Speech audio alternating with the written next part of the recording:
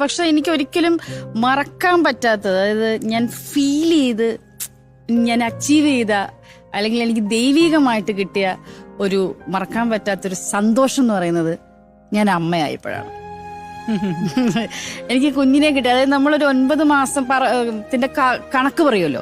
ഈ 9 മാസം ചുമന്ന് നൊന്ത് പറ്റുമെന്നൊക്കെ പറയുന്നത് അതൊരു കണക്കല്ല, അതൊരു യാഥാർത്ഥ്യമാണ്. പല സ്ത്രീകൾക്ക് പല രീതിയിലാണ് ഗർഭധാരണം എന്ന് പറയുന്നത്.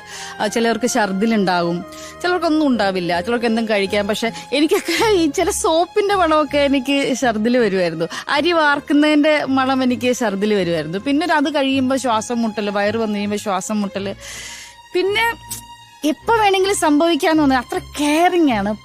പിന്നെ നൊന്ത് പ്രസവിക്കുക എന്ന് പറയുന്നത് അതൊരു വല്ലാത്ത ഫീൽ. അത് അനുഭവിച്ച് തന്നെ അറിയണം. നമ്മൾ ആ വേദന കൊണ്ട് നമ്മൾ അവസാനം കുഞ്ഞ് കയ്യിൽ വന്ന് കഴിയുമ്പോൾ ആ ഫീല് പറഞ്ഞറിയിക്കാൻ പറ്റില്ല.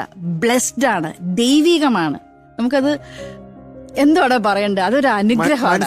അതൊരു അനുഗ്രഹമാണ്. ആ സന്തോഷം അത്രയും നാളും നമ്മൾ അനുഭവിച്ച കഷ്ടപ്പാടോ അല്ലെങ്കിൽ വേദനകളോ ഒക്കെ മറന്നുപോയിട്ട് ആ കുഞ്ഞിന്റെ മുഖം കാണുമ്പോൾ ഉണ്ടാകുന്ന ഒരു ഫീല് അല്ലേ, അവരിക്കുന്ന അമ്മമാർക്ക് ചിലപ്പോൾ മനസ്സിലാവും.